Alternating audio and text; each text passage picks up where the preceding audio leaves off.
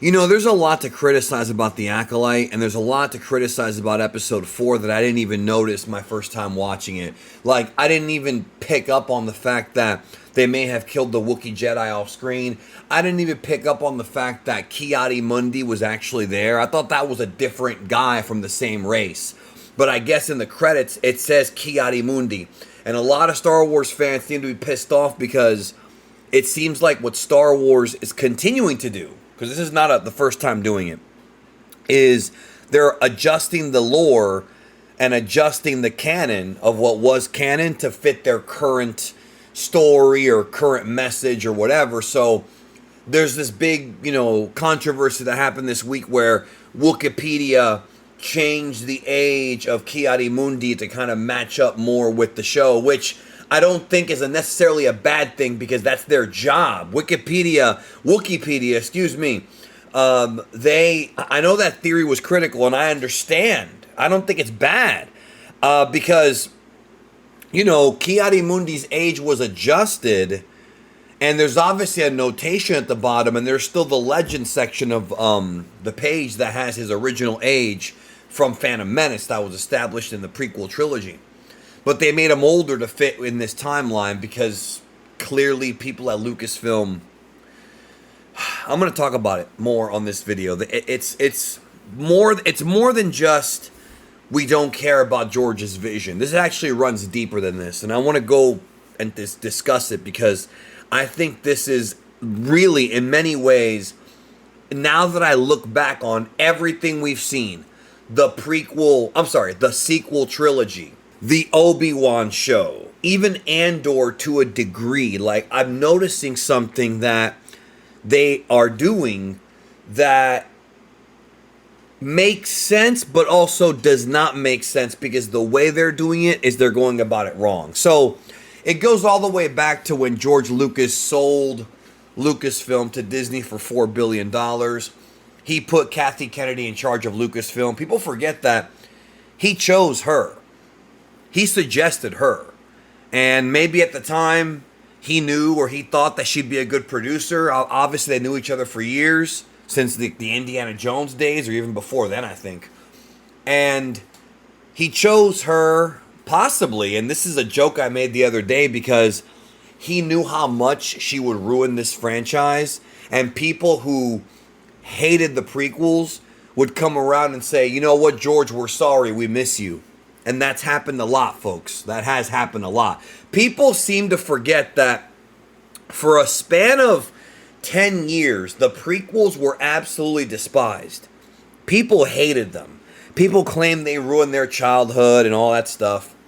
And then with Clone Wars and Rebels and then some more time going by, you had a new generation that kind of saw them differently, appreciated them, but the older generation sort of, in my opinion, kind of when the sequel trilogy was all said and done, was like, yeah, the prequels were better. And the thing that made the prequels better wasn't necessarily like the special effects or anything like that, or even the acting, because I don't think the acting is better. Obviously, the lightsaber duels in the prequels were among the best of all 9 movies, and obviously, John Williams' score is phenomenal. I don't think the directing is better than the original trilogy, but what makes the prequels better than the sequels is that it was one cohesive story that, even though it did change the lore, it didn't entirely change the lore to where it wasn't like George didn't think about the changes he was making, although you could argue he could have thought more about it. Have you noticed that the Ki-Adi-Mundi thing is a symptom of a much bigger problem? The bigger problem is when they bought Star Wars from Lucas was under the impression they were going to keep his stories straight and narrow and not go around making changes. Now, with the sequel trilogy, they take place 30 years after Return of the Jedi, and the comforting thing about it is, yes, they were completely, just horrible, a horrible, catastrophic failure compared to what they could have been because of what people were anticipating for so many years of what the follow-up to the original trilogy was going to be. But what I think has pissed off fans, and I've really thought about this more than any of the political stuff or any of the Kathy Kennedy, the Force's female stuff, I think what's irritated the fans more is how often they break the lore. And it's happened a multitude of times. If it only happened once or twice, I think some people could let it go a little bit. But the fact that it is constantly happening, and in many ways, when you think about it, it's not that the next adventures were that bad. It's that the next adventures, the sequels, and we're going to get to the rest here in a minute. It's that the sequels messed with established lore. Meaning, let's pretend that the sequel trilogy, episode 7, 8, and 9, were 70 years after Return of the Jedi. Luke, Han, and Leia are long gone. People would have been let down, yes, but because they wanted to see those characters again. But would they have been as angry as they were when they saw how Luke Skywalker was written in Last Jedi? Would they have been as angry as they were when they saw that Palpatine was alive the whole time and the prophecy was not what we had originally been told it was? Would they have been so angry? I don't think so. I think what's happened here is that Lucasfilm and the ego, whether it be Bob Iger, Kathy Kennedy, the whole Disney Corporation, you could point the finger at 1,000 people, right? The ego here is that they thought, okay, we bought this, we can do whatever we want. And the fans can either accept it or not, but if they don't, it's their problem. It's their fault. And that's what led to them labeling fans as being women haters or racists or whatever the case, right? This is pure arrogance, is what this is. Remember, Star Wars was the biggest film franchise ever prior to Marvel. And to this day, the sequel trilogy is the biggest absolute wasted potential maybe ever in cinema. And I truly feel that way. People will be talking for 20 years, 30 years, 50 years about the climax of Avengers Endgame like they were about the climax to Return of the Jedi. It hasn't been 50 years yet, but they will be talking about it.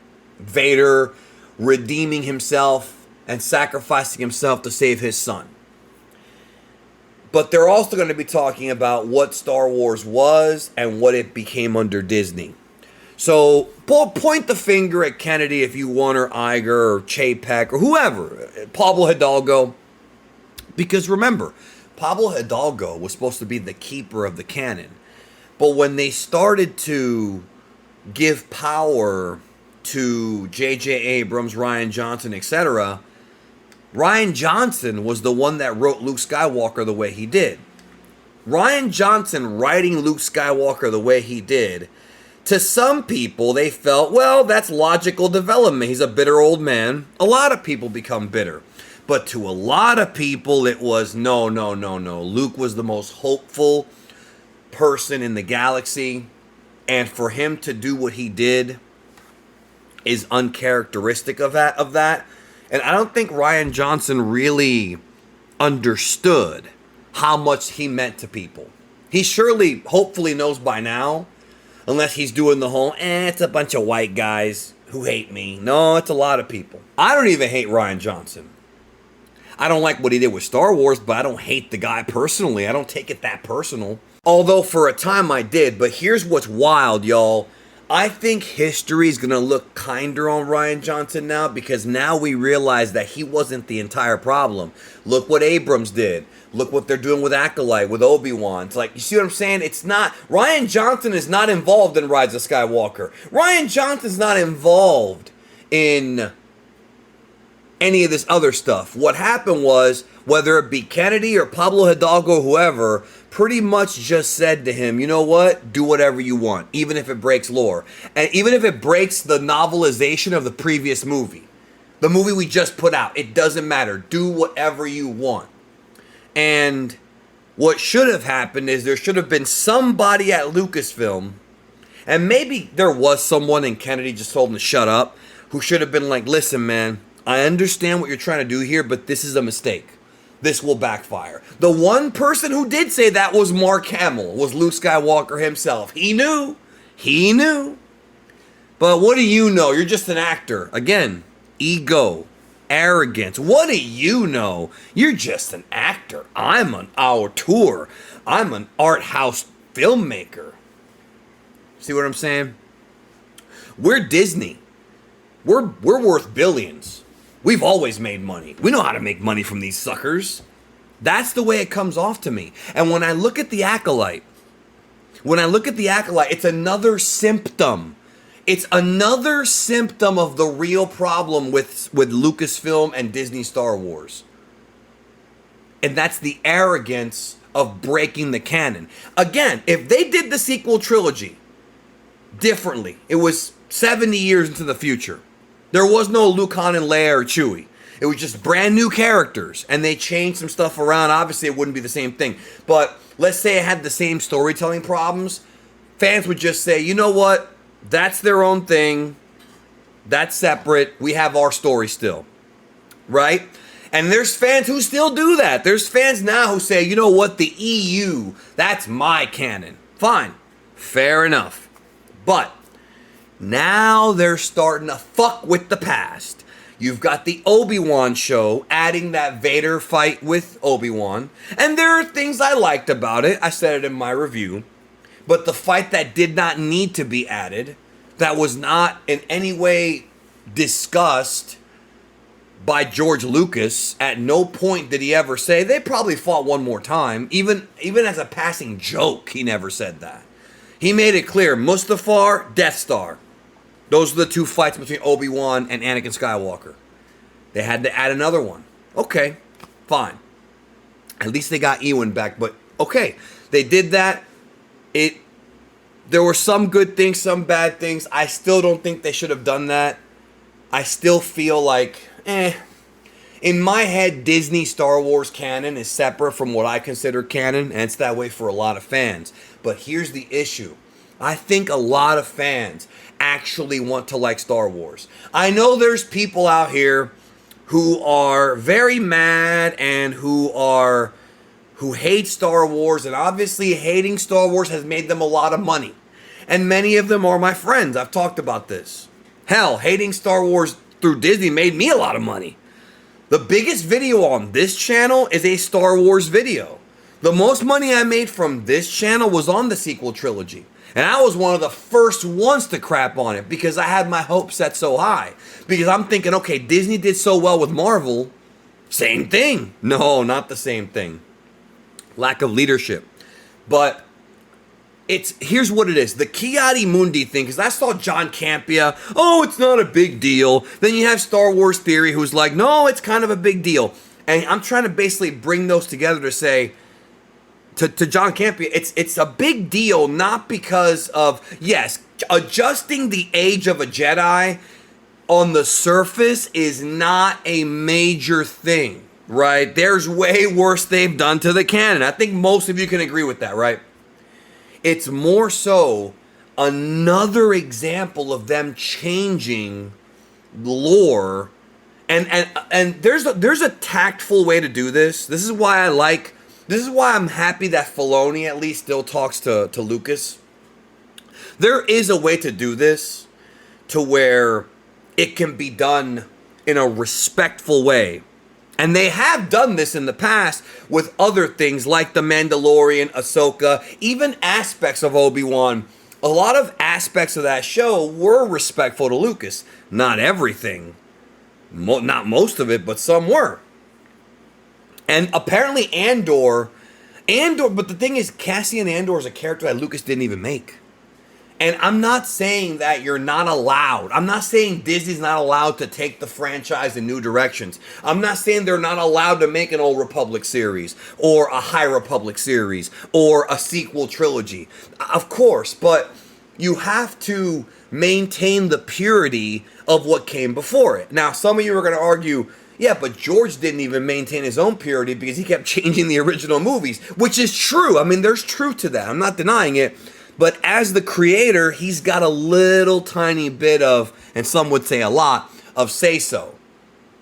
It's like what he said, if I'm painting my house and you want it to be green, I want it to be white, I'm going to paint it white. It's his. Fine. And you could also make the argument to say, yeah, but Danny, Disney bought it for $4 billion. It's theirs now. But that's not the point. The point is, why is Star Wars failing? There's a lot of reasons. But one of the big ones is people do not like this breaking of the lore happening so often. The thing people have to understand, this is not about, I want you to really hear what I'm going to say on this. This is not about white men, homophobes, Republicans, whatever they want to point at. This is not about any of that, although it may seem like it is if you keep your mind narrow. No, this is about fans who feel like the objective of making Star Wars to some of these filmmakers, maybe not to Filoni and Favreau, which is why I give them a break, but it feels like the objective of making Star Wars is a selfish one to them. Instead of coming into the project saying, you know what, I'm going to try to add my piece, I'm going to try to add a little bit of me into this huge franchise that has existed since 1977, instead of looking at it like that, like, let's enhance what George did, instead we're going to change what he did, we're going to butcher what he did, and we're going to do it, and then while we do it, we're going to point at the fans and say, you don't matter, you're all a bunch of racists, or whatever, instead of actually sitting there and saying, maybe they just don't like the fact that you're fucking with the old shit. If the High Republic saga, the reason why I never had a problem with it, even though I found it boring, is because it was so long ago, and it was so separated from the Skywalkers that it's like, whatever. But now with this show, we're starting to see it, and the Acolyte could be a Sith, could not be a Sith, but it looks like a Sith. If it looks like a Sith, if it smells like a Sith, you know, it's like if it quacks like a duck, right?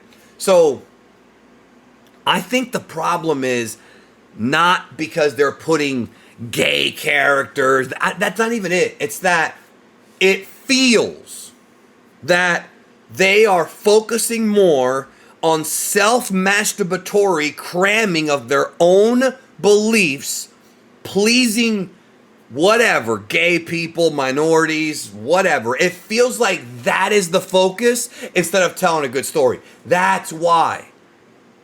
I have said this a million times, and I might be one of the only YouTubers to say this. I think Theory and Den of Nerds do too, but there's not many who criticize these. If you have a gay Jedi, great. I don't care. Make the Jedi gay, lesbian.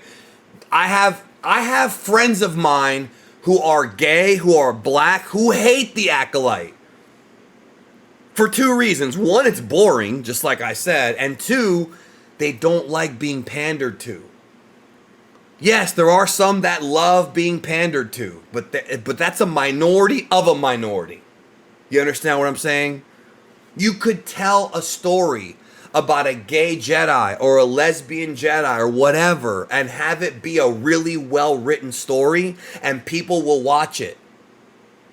People, you're going to have your knuckleheads, but I think people will watch it. But now, in 2024, you can't do that anymore. Because now when they see it, they're going to say, you're doing it again. Even if you have someone who loves Lucas, who respects him, Disney is hiring people not based on their knowledge of Star Wars, based on whether or not their politics align with the corporation. And that is so fucking arrogant that it's like, my God, you don't deserve. Fuck all this, like, look, we can be nerds all day. I'm a nerd. But from a businessman's perspective, you do not deserve to own this franchise. You don't deserve to make a penny. You deserve to lose money. George has his $4 billion or more at this point. I don't know how much he invested. I mean, he's never gonna go broke. He's George Lucas. Forget it. He's gonna pass away a wealthy man, and he worked to get there, right? But it's like, dude, you don't deserve to make a penny on this anymore, because it's not about let's add to what George built. It's about, well, we don't care what George built. Let's just put our own idea of what we want Star Wars to be. Not what Star Wars is.